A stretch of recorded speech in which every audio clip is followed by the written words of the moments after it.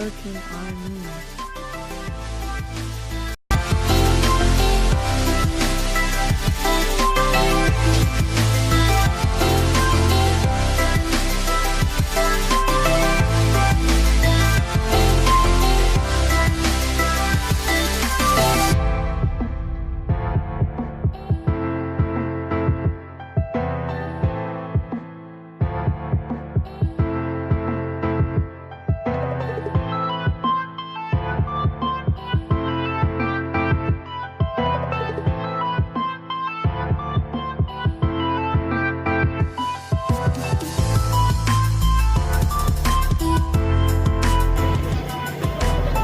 Say hi!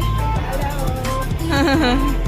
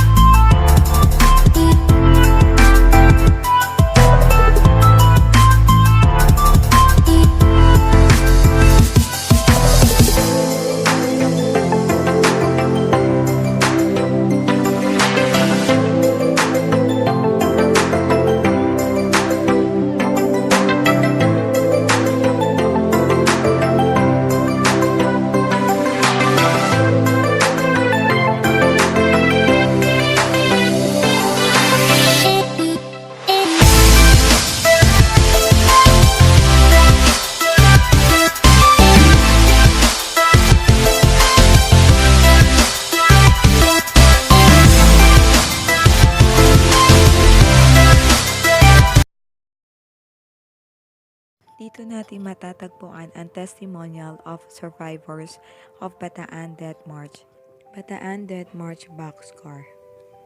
After the Death March, which claimed many lives, Filipino and American prisoner of war, having walked 105 kilometers from Mariveles and Bagak, Bataan, under the intense of April heat, were assembled in San Fernando, Pampanga, and were loaded into boxcars.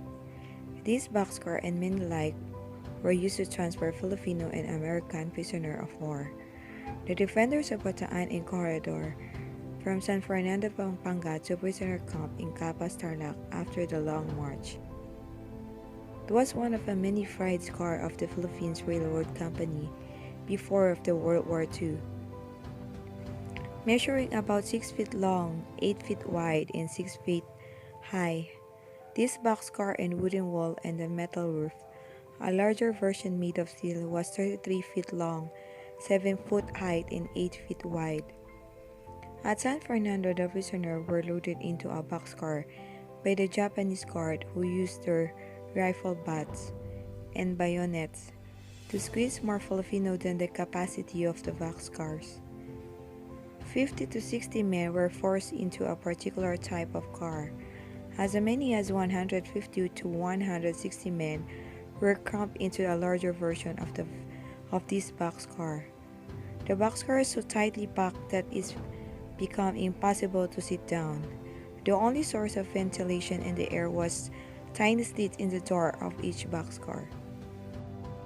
The car under the sweltering sun rapidly became an oven, and man suffocated in the heat. Those afflicted with dysentery could not control their defecations, and soon the floor of the car was filthy with extreme urine and vomit. Many died where they stood in the boxcar.